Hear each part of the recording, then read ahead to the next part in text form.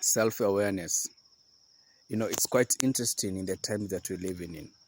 You'd expect with all the information out there, the technology, the testimonials, and what everyone is sharing about different issues in different areas, it will make many people realize maybe they put too much out there and forget who they really are. Whether it's a confession of someone in a particular industry, something that they've been doing, and it's like a warning. The funniest part is when you always become the bait. Always becoming the bait, go to the same place, always getting hooked at the same area. It's like a fowler and the snare. The snare is always put there. The birds will come. The fowler will be able to pick them up once they are trapped. We live in a very interesting time. No, we never had imagined. Before we had smartphones. In the times when we were stuck with a big phone. I remember there used to be this particular Nokia. Don't remember the model though. But it was big. It was like a satellite phone, but even bigger. Even had a cover. I remember someone would have that and they believe, man, they're on top of the world. We had very all types of phone. Even the ringtone and I think it's Nokia 3310. Motorola C118, Siemens, Alcatel, name them. You even had the ones where you used to have the game for the snake game. I think the one, I'm forgetting how to put it into picture. However, those were the times. Smartphone comes and people become kind of different in how they approach things. And yeah, it's an all-in-one tool and everything is there. Good, amazing, perfect. Becomes sad when it becomes the one controlling you and not the other way around. Personally, I've learned to remove notifications. So all my social media, everything, the only thing that I get notified is an alarm and my calendar only. Everything else is off notification. Why? Because of my mental health. The last thing I want to start is to have anxiety issues, whereby I'm also my dopamine going up and down for non-essential things, whether it's someone who commented something or some type of notification. I really don't care. Because at the end of the day, I need to live life when life is there. Because this day is not promised. Let me give you a very good scenario. Let's say you are in an event, okay? So I'm going to give these different professions, and then you get to understand who the product is. You have a police officer, you have a thief, you have a mortuary director, you have a mortuary attendant, you have the guy who's a repossession, you have the breakdown person, you have the fireman. All these professions, you have a nurse, you have a doctor. Who's the product? Who's the product? For example, the funeral director could be saying, man, our sales are quite low. Who are the sales? It's not people.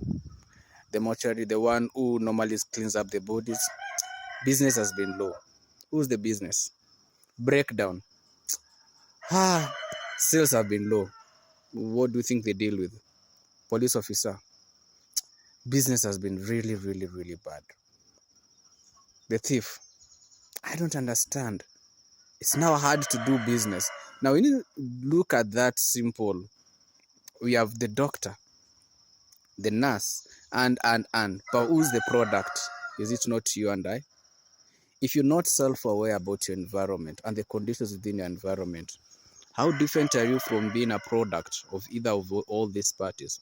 It's like sometimes when you deal with insurance, my worst experience is, let's say you get into an accident, which I did, car accident precisely. When they're selling to you insurance, smile faces and everything.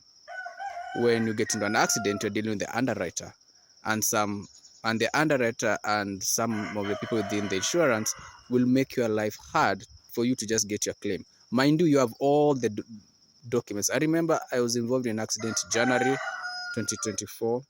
I was able to get my claim May. And I remember in April, I was so pissed off that I said, I'm just taking 1 month, I'll pay about it and move on and forget the whole thing. And April that year, they reached out to me and they inquired about the bank and the money was wired. By the time I'm hitting May, money was wired. What was depressing about it was I was involved in an accident that is January 7th, 2024. 8th, I was placed in a hospital bed. Nothing much happened to me. And I don't even, it's God, because I believe I could have had internal bleeding. Then 9th, I was done an operation. 10th, the insurance reaches out to me and they want to cook the figures and trying to play a fool of me, trying to create a scenario that doesn't exist. I went to the scene of the accident twice.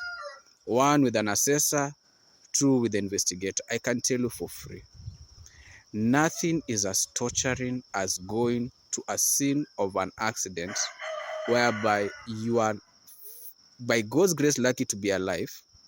You have a broken shoulder. You have a titanium plate fitted on you. You can't move your arm. It's broken. You have a tooth that's broken. You have your back that's hurt.